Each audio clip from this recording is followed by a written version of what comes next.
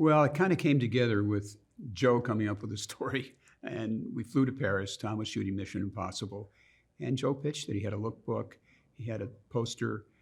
He based it on the character, on Maverick's character, and he had a poster that said Top Gun Maverick.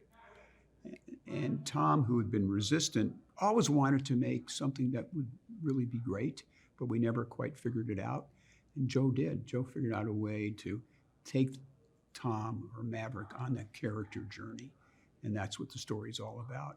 Right after he finished pitching the story, Tom picks up the phone, calls the head of the studio and says, I'm making Top Gun. Yeah, I mean, it all started with meeting with Jerry Bruckheimer, and I had read a script that they were working on and had some ideas and thoughts, and Jerry said, we got to go talk to Tom directly. So yeah, I jumped on a plane to Paris with Jerry and pitched it to Tom, and then we were, that was the beginning. We were off to the races. That was the best money Paramount ever spent on that plane flight, let me tell you.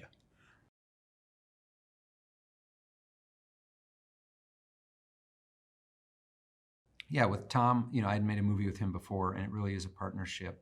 Obviously, this is one of his most iconic roles. He knows Maverick better than anyone. He is Maverick. So it was always about what is the emotional journey of the character. Just like the first film, it really is a drama wrapped in a big action movie, and we wanted to do the same thing, but this is a new story. It's in a different phase of his life. There's a whole bunch of new characters that come in. There's a lot of pressure on him as a character. There's a lot he has to overcome, but he's still Maverick, He's still that same guy. He hasn't changed, and it's just fun to see where he's been, what he's doing, and what he's going to do in this film.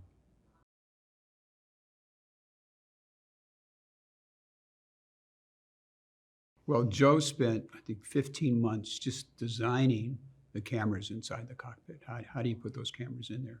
How do you get it past the Navy? How do you get it past the lawyers in the Navy? That takes forever. Just to figure it out was brilliant on Joe and his cinematographer, how they did it. And then you have to prepare the actors, and they had to be in for it because it was 3 months that they trained to be able to get an F-18. The first movie, we put our actors in the F-14, and they all threw up. We couldn't use one frame of footage. The only footage we used was Tom's. We got a few shots of Tom, and everybody else was their eyes rolling in the back of their head. They were just throwing up, and it was a disaster. So Tom put them in 4 different aircraft before they could actually turn the cameras on. And they worked really hard with them, and these kids got the hell beat out of them. They really did with the G-forces. And 1 G-force is your body weight. They were doing 7 times your body weight. It's like an elephant sitting on your chest, which we say in the movie. So, and they had to go through underwater training in case they had to eject, which is they dump them in the water, they blindfold them, they turn them upside down in a fuselage, they have to figure out how to get out. Tom did it again. He didn't have to, but he went and did it because the actors were doing it. He wanted to set a great example for everybody. So it was really, really hard. The actors had to take on an enormous task to make this movie. It wasn't just showing up and knowing your lines.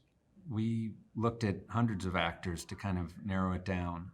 So these group that made it through that process, very special group of people, really wanted it bad. Kind of knew what they were in for, but maybe not completely. I think now come out of this film with the experience of having made 10 films, getting to watch Tom do what he does. It's like no one else out there.